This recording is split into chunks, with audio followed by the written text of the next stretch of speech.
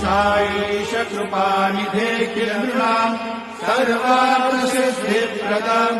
युष्मत्पादरजप्रभावमतुलम् भ्रातापि वक्ता क्षमः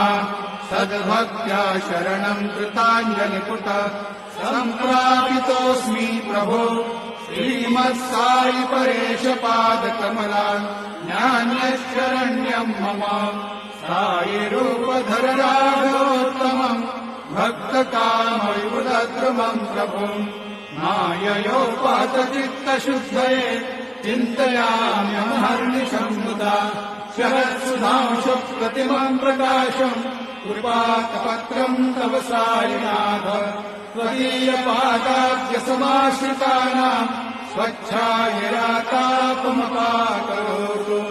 उपासनादैव साईनाथ।